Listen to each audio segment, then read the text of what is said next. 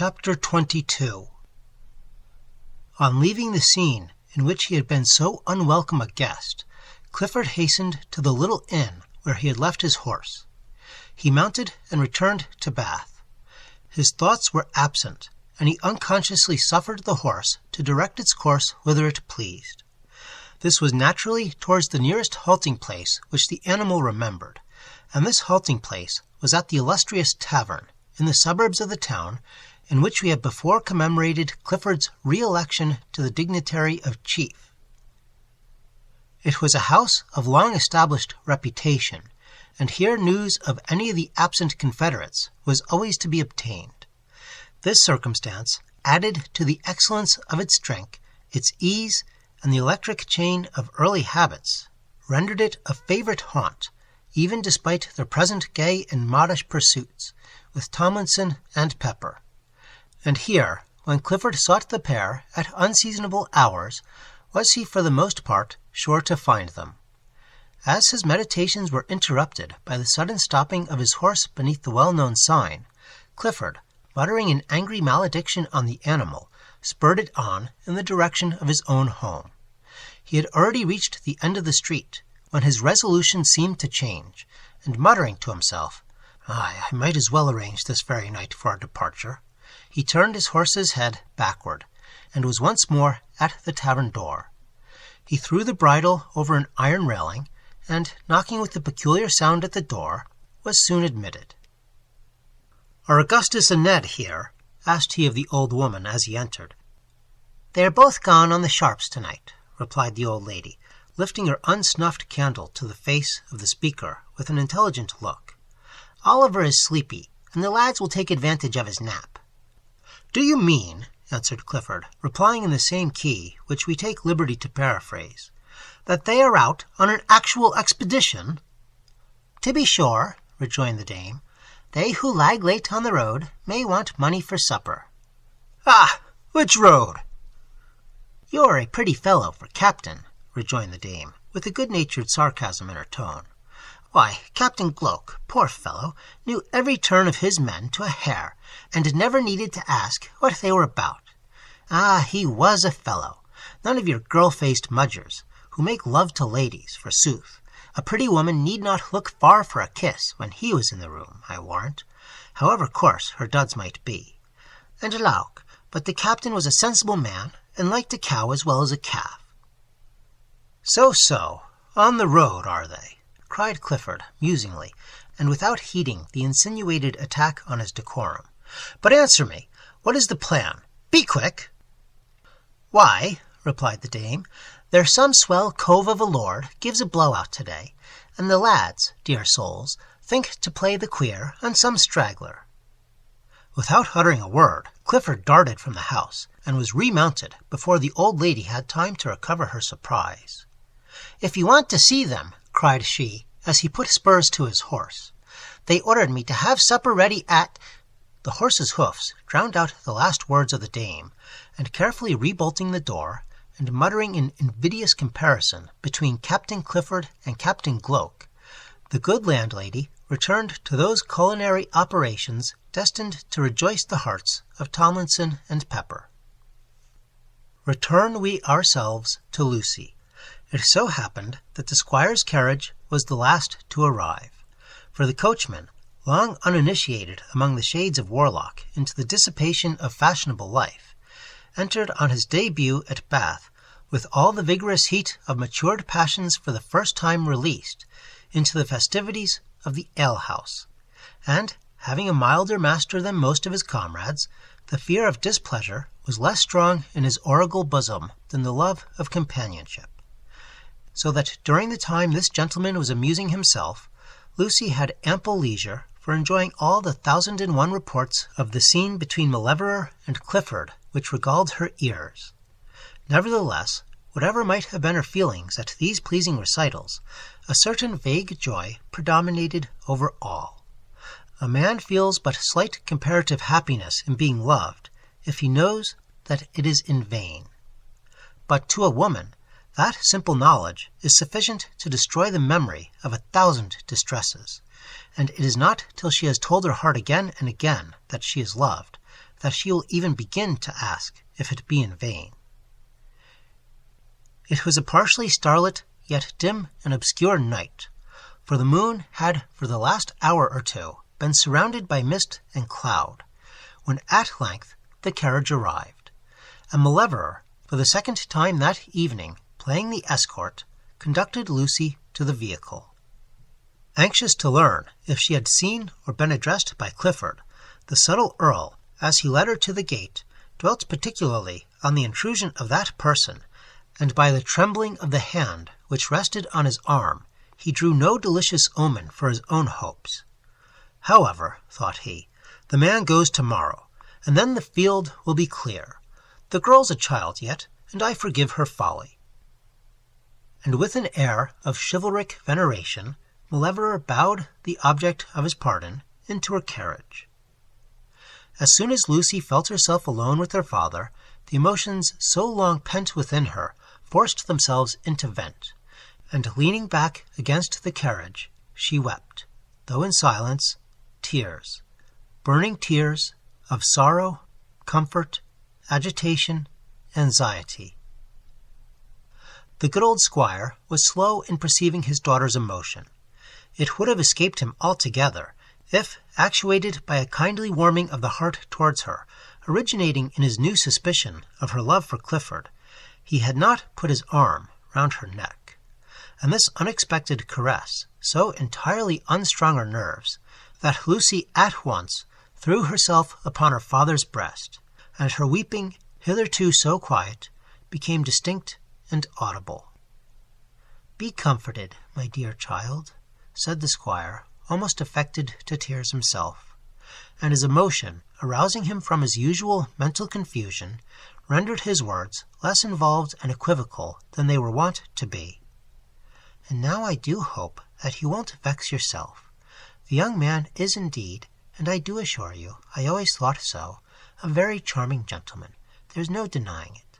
But what can we do? You see what they all say of him, and it really was, we must allow that, very improper in him to come without being asked. Moreover, my dearest child, it is very wrong, indeed, to love anyone, and not know who he is. But don't cry, my dear love, don't cry so. All will be very well, I am sure, quite sure." As he said this, the kind old man drew his daughter near him, and feeling his hand hurt by something she wore unseen which pressed against it, he inquired, with some suspicion that the love might have proceeded to love gifts, what it was. "It is my mother's picture," said Lucy, simply, and putting it aside. The old squire had loved his wife tenderly, and when Lucy made this reply, all the fond and warm recollections of his youth rushed upon him. He thought, too, how earnestly on her deathbed that wife had recommended to his vigilant care their only child, now weeping on his bosom. He remembered how, dwelling on that which to all women seems the grand epoch of life, she had said, "Never let her affections be trifled with. Never be persuaded by your ambitious brother to make her marry where she loves not, or to oppose her, without strong reason, where she does. Though she be but a child now, I know enough of her to feel convinced that if ever she love, she will love too well for her own happiness, even with all things in her favor." These words, these recollections, joined with the remembrance of the cold-hearted scheme of William Brandon, which he had allowed himself to favor, and of his own supineness towards Lucy's growing love for Clifford, till resistance became at once necessary and too late, all smote him with a remorseful sorrow, and fairly sobbing himself, he said, "Thy mother, child, ah, would that she were living, she would never have neglected thee as I have done." The squire's self-reproach made Lucy's tears cease on the instant, and, as she covered her father's hands with kisses, she replied only by vehement accusations against herself, and praises of his too great fatherly fondness and affection. This little burst, on both sides, of honest and simple-hearted love, ended in a silence full of tender and mingled thoughts. and as Lucy still clung to the breast of the old man, uncouth as he was in temper, below even mediocrity in intellect, and altogether the last person in age or mind or habit that seemed fit for a confidant in the love of a young and enthusiastic girl, she felt the old homely truth that under all disadvantages there are, in this hollow world, few in whom trust can be so safely reposed, few who so delicately and subtly respect the confidence as those from whom we spring. The father and daughter had been silent for some minutes, and the former was about to speak, when the carriage suddenly stopped. The squire heard a rough voice at the horses' heads. He looked forth from the window to see through the mist of the night what could possibly be the matter, and he encountered in this action, just 1 inch from his forehead, the protruded and shining barrel of a horse pistol. We may believe, without a reflection on his courage, that Mr. Brandon threw himself back into his carriage with all possible despatch, and at the same moment the door was opened, and a voice said, not in a threatening, but a smooth accent, "Ladies and gentlemen, I am sorry to disturb you, but want is imperious. Oblige me with your money, your watches, your rings, and any other little commodities of a similar nature." So delicate a request the squire had not the heart to resist, the more especially as he knew himself without any weapons of defence. Accordingly, he drew out a purse, not very full, it must be owned, together with an immense silver hunting watch, with a piece of black riband attached to it. "There, sir," said he with a groan, "don't frighten the young lady." The gentle applicant, who indeed was no other than the specious Augustus Tomlinson, slid the purse into his waistcoat pocket, after feeling its contents with a rapid and scientific finger. "Your watch, sir," quoth he, and as he spoke he thrust it carelessly into his coat pocket, as a schoolboy would thrust a peg-top, "is heavy. But trusting to experience, since an accurate survey is denied me, I fear it is more valuable from its weight than its workmanship. However, I will not wound your vanity by affecting to be fastidious. But surely the young lady, as you call her, for I pay you the compliment of believing your word as to her age, inasmuch as the night is too dark to allow me the happiness of a personal inspection, the young lady has surely some little trinket she can dispense with. Beauty when unadorned, you know, etc." Lucy, who, though greatly frightened, lost neither her senses nor her presence of mind, only answered by drawing forth a little silk purse that contained still less than the leathern convenience of the squire. To this she added a gold chain, and Tomlinson, taking them with an affectionate squeeze of the hand and a polite apology, was about to withdraw, when his sagacious eyes were suddenly stricken by the gleam of jewels. The fact was that in altering the position of her mother's picture, which had been set in the few hereditary diamonds possessed by the Lord of Warlock, Lucy had allowed it to hang on the outside of her dress, and bending forward to give the robber her other possessions, the diamonds at once came in full sight, and gleamed the more invitingly from the darkness of the night. "Ah, madame," said Tomlinson, stretching forth his hand, "you would play me false, would you? Treachery should never go unpunished. Favor me instantly with the little ornament round your neck." I cannot, said Lucy, grasping her treasure with both her hands. "It's my mother's picture, and my mother is dead." "The wants of others, madame," returned Tomlinson, who could not for the life of him rob immorally, "are ever more worthy your attention than family prejudices. Seriously, give it, and that instantly. We are in a hurry, and your horses are plunging like devils. They will break your carriage in an instant. Despatch!" The squire was a brave man on the whole, though no hero, and the nerves of an old fox-hunter soon recover from a little alarm. The picture of his buried wife was yet more inestimable to him than it was to Lucy, and at this new demand his spirit was roused within him. He clenched his fists, and advancing himself, as it were on his seat, he cried in a loud voice, "Begone, fellow! I have given you, for my part I think so, too much already, and by God you shall not have the picture." "Don't force me to use violence," said Augustus, and putting one foot on the carriage step, he brought his pistol within a few inches of Lucy's breast, rightly judging, perhaps, that the show of danger to her would be the best method to intimidate the squire. At that instant, the valorous moralist found himself suddenly seized with a powerful grip on the shoulder, and a low voice, trembling with passion, hissed in his ear. Whatever might be the words that startled his organs, they operated as an instantaneous charm. And, to their astonishment, the squire and Lucy beheld their assailant abruptly withdraw. The door of the carriage was clapped to, and scarcely 2 minutes had elapsed before, the robber having remounted, his comrade, hitherto stationed at the horses' heads, set spurs to his own steed, and the welcome sound of receding hoofs smote upon the bewildered ears of the father and daughter. The door of the carriage was again opened, and a voice, which made Lucy paler than the preceding terror, said, "I fear, Mr. Brandon, the robbers have frightened your daughter. There is now, however, nothing to fear. The ruffians are gone." "God bless me," said the squire. "Why, is that Captain Clifford?" "It is, and he conceives himself too fortunate to have been of the smallest service to Mr. and Miss Brandon." On having convinced himself that it was indeed to Mr. Clifford that he owed his safety, as well as that of his daughter, whom he believed to have been in a far more imminent peril than she really was, for to tell thee the truth, reader, the pistol of Tomlinson was rather calculated for show than use, having a peculiarly long, bright barrel with nothing in it. The squire was utterly at a loss how to express his gratitude, and when he turned to Lucy to beg she would herself thank their gallant deliverer, he found that, overpowered with various emotions, she had, for the first time in her life, fainted away. "Good heavens!" cried the alarmed father. "She is dead! My Lucy! My Lucy! They have killed her!"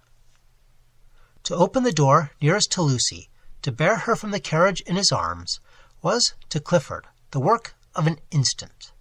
Utterly unconscious of the presence of anyone else, unconscious even of what he said, he poured forth 1,000 wild, passionate, yet half-audible expressions, and as he bore her to a bank by the roadside, and seated himself, supporting her against his bosom, it would be difficult, perhaps, to say whether something of delight, of burning and thrilling delight, was not mingled with his anxiety and terror.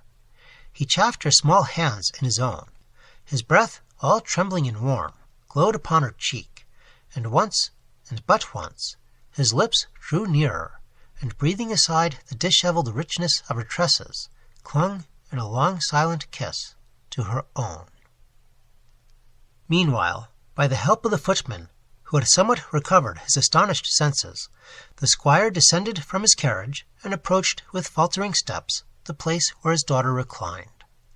At the instant that he took her hand, Lucy began to revive, and the first action, in the bewildered unconsciousness of awaking, was to throw her arm around the neck of her supporter.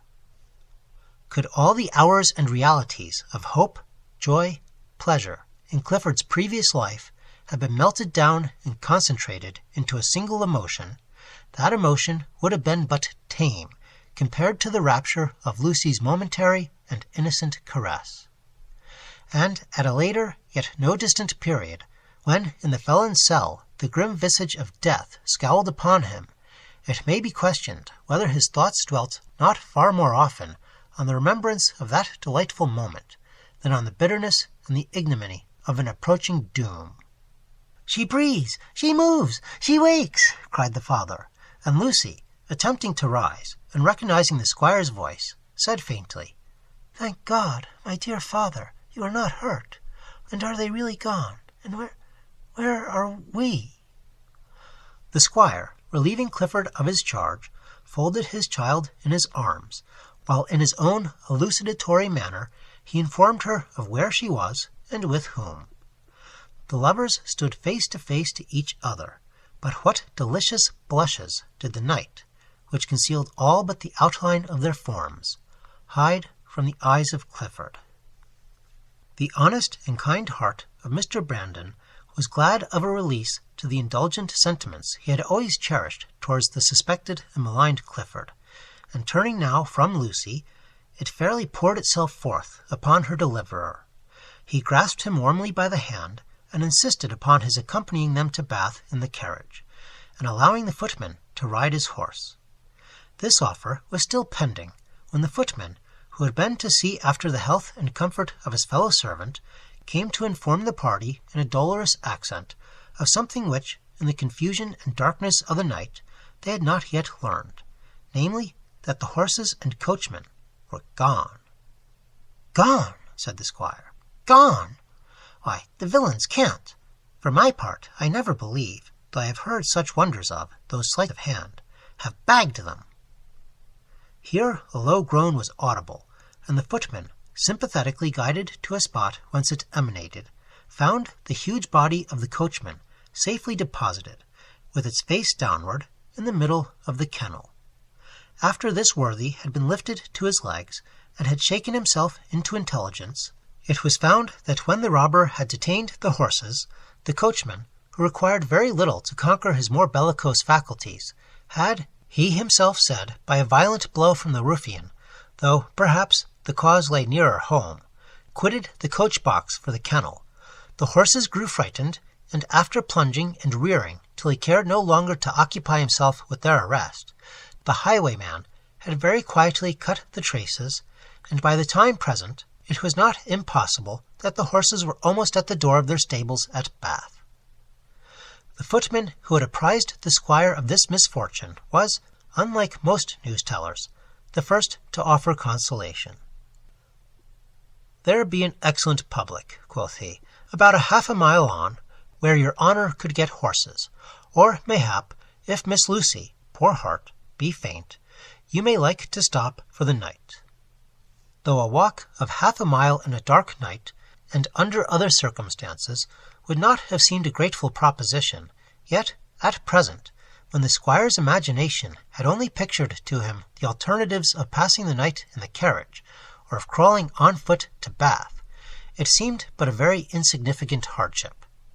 And tucking his daughter's arm under his own, while in a kind voice he told Clifford to support her on the other side, the squire ordered the footman to lead the way with Clifford's horse, and the coachman to follow, or be damned, whichever he pleased. In silence Clifford offered his arm to Lucy, and silently she accepted the courtesy. The squire was the only talker, and the theme he chose was not ungrateful to Lucy, for it was the praise of her lover. But Clifford scarcely listened, for 1,000 thoughts and feelings contested within him, and the light touch of Lucy's hand upon his arm would alone have been sufficient to distract and confuse his attention. The darkness of the night, the late excitement, the stolen kiss that still glowed upon his lips, the remembrance of Lucy's flattering agitation in the scene with her at Lord Mauleverer's, the warmer one of that unconscious embrace, which still tingled through every nerve of his frame, all conspired with the delicious emotion which he now experienced at her presence and her contact to intoxicate and inflame him. Oh, those burning moments in love, when romance has just mellowed into passion, and without losing anything of its luxurious vagueness, mingles the enthusiasm of its dreams with the ardent desires of reality and earth. That is the exact time when love has reached its highest point, when all feelings, all thoughts, the whole soul and the whole mind are seized and engrossed, when every difficulty weighed in the opposite scale seems lighter than dust, when to renounce the object beloved is the most deadly and lasting sacrifice, and when, in so many breasts, where honor, conscience, virtue are far stronger than we can believe them ever to have been in a criminal like Clifford, honor, conscience, virtue, have perished at once and suddenly into ashes before the mighty and irresistible fire. The servant, who had had previous opportunities of ascertaining the topography of the public of which he spake, and who was perhaps tolerably reconciled to his late terror and the anticipation of renewing his intimacy with the spirits of the past, now directed the attention of our travellers to a small inn just before them. Mine host had not yet retired to repose, and it was not necessary to knock twice before the door was opened. A bright fire, an officious landlady, a commiserate landlord, a warm potation, and the promise of excellent beds, all appeared to our squire to make ample amends for the intelligence that the inn was not licensed to let post-horses, and mine host having promised forthwith to send 2 stout fellows, a rope and a cart-horse, to bring the carriage under shelter, for the squire valued the vehicle because it was 20 years old, and, moreover, to have the harness repaired and the horses ready by an early hour the next day, the good humour of Mr. Brandon rose into positive hilarity. Lucy retired under the auspices of the landlady to bed, and the squire, having drunk a bowl of bishop, and discovered 1,000 new virtues in Clifford, especially that of never interrupting a good story, clapped the captain on the shoulder, and making him promise not to leave the inn till he had seen him again, withdrew also to the repose of his pillow. Clifford remained below, gazing abstractedly on the fire for some time afterwards, nor was it till the drowsy chambermaid had thrice informed him of the prepared comforts of his bed that he adjourned to his chamber. Even then, it seems that sleep did not visit his eyelids, for a wealthy grazier, who lay in the room below, complained bitterly the next morning of some person walking overhead, in all manner of strides, just for all the world, like a apparition in boots.